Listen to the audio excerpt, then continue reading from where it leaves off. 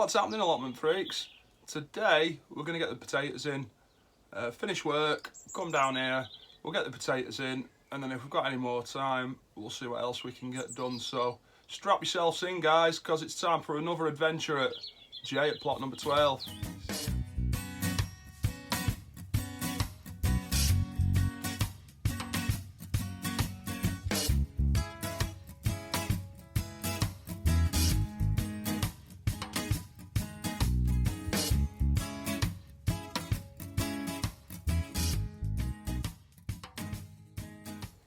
So we've got 3 varieties to go in today. We're putting Charlotte's in, Maris Piper and King Edward's.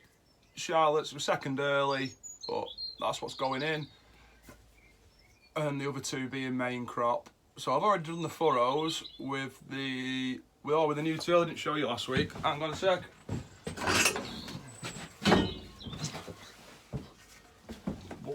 That is the Wolfgarten Ridger, and it's brilliant, you know. Like I said last week, I use the long wooden handle. I might look at getting the aluminium handle. I just think with a bit of flex that's in the wooden handle, as you draw it towards you, the lines run a bit wavy. Not that it makes any difference at all. The potatoes aren't going to mind if they're sat in a wavy line. I suppose it's a bit of OCD kicking in, isn't it? But no, so I'm just gonna, I did the furrows the other week, and then we had that cold snap, and then today, we'll get them in today. It's still in the greenhouse, it's still dropping to, what's it dropping to? We're getting down to about -2 some nights, but it's sort of coming back up again now. So if we get them in, like I say, what I've done the furrows, and then I'm just gonna go along with bulb planter and drop them in with a bulb planter, so they'll still be a bit under. So if it's still cold, if we're still getting minuses this next week, maybe the week after in the evenings, they'll be all right. They'll be undercover. They'll still be underground, won't they? So it shouldn't really make too much difference.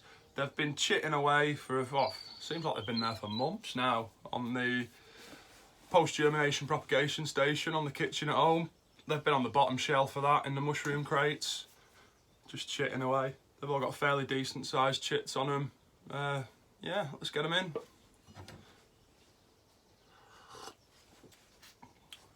So I'm just going to finish my brew, and then we'll get on with it. See you in a bit. So like I said, we'll just make a hole with a bulb planter, full depth of it, drop the potato in, chits facing up, and just cover it back over again, and we'll just keep going down. I've got 10 in the row, spaced out at about a foot apart.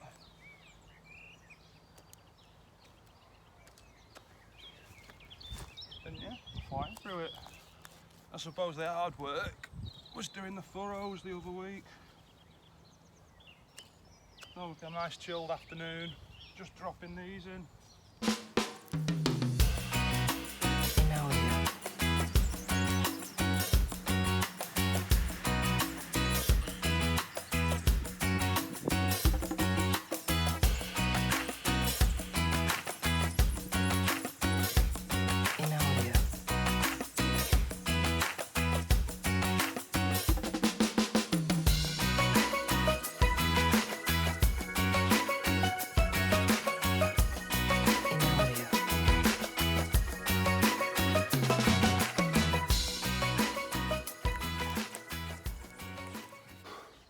So that's the Charlotte's in. I'm just going to repeat the process with the King Edwards and the Maris Pipers, so I'll catch you after I've done that.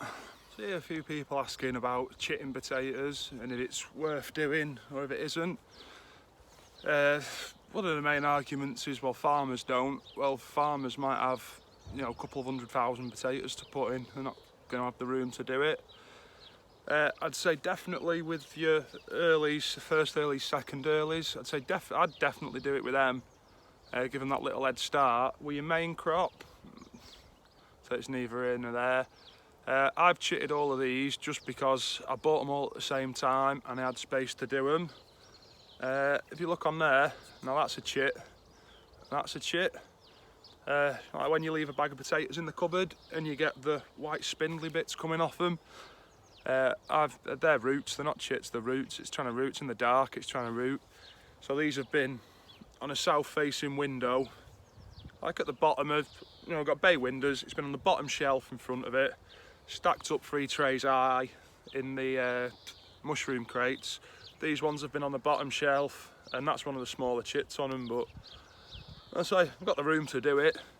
There's not a lot else to do that early in the season. It's not harming anyone, just standing a load of potatoes up on end in a tray, is it? So I'm doing it with the first earlies. I've got the room, may as well do it with the others. So they've all been chitted, and let's hope it gives them a bit of an head start.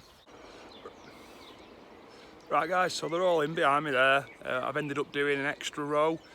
So I've got 2 rows of Charlottes, 2 rows of King Edwards, and then 3 rows of Maris Pipers. I've got well too many. I probably could have got another row of Maris Pipers and another 2 rows of King Edwards out of what I've got left. So I've done 1 extra row, sort of squoze them in on the end, and what's left, I'll offer them to the neighbours and whatnot, and if they don't, we'll put them in buckets or something, they won't go to waste. So yeah, they're all in, just going to give it a good water in, and that's the hard work done for the afternoon, evening. So we'll have a little chill out here for a bit, I think. Catch you in a bit. Do you ever start a job that you just wish you hadn't started? I've been saying for a while now. We had a spare greenhouse frame. When we got the actual greenhouse that we've got up, there was a bit of glass missing, and I seen another greenhouse listed on Marketplace on Facebook for free. It was quite local. It was what was it, 6 by 11? I think the size it said on it. I thought it's a bit of a weird length, like, but oh, we'll get that for the glass. And so I used it to glaze that. And then I've been debating using the frame to make a brassica cage out of. I could put the frame up, just wrap it with what's the word, scaffolding netting. And we've got like a walking brassica cage there. I don't have to bother with any hoops and that. So but no, so I just finished putting the potatoes in. Cracked open a rum and started, and what are we now, an hour later? And we're getting there. You see it there behind me, we've got the backside and we've started putting the top 2 bits on. Now we know which way it goes. When I took it down, I wasn't planning on using it again, so I just threw it all in a pile. I didn't keep much of it together because I had to get it all in the back of the car. So I've just got a big pile of aluminium, but now I've sort of got a good third of the way through it. So we've sorted it, we've figured it out. So anyway, I'm just going to keep plodding on with this and we'll see how far we get. We'll see in a bit. So as you can see behind me, that's the bulk of it done. I've not put the main roof truss on yet. I could do with an hand doing that, so if one of the neighbours turns up, then yeah, if not, I can wait another day. I'm just going round it now, putting all the diagonal pieces, these pieces, just to strengthen it a bit. So I'm putting the door bits on, because it's an extra bit of strengthening for it.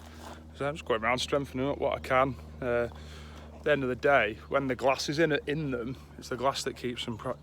There's a lot of strength in the glass, so without it, it might be susceptible to a bit of a heavy breeze against it. So yeah, I'm just going around doing them up. I'm getting somewhere now. Right guys, so that's that done. One of my mates come, give us a hand, get the roof on. Cheers, Stret, nice one. That's on.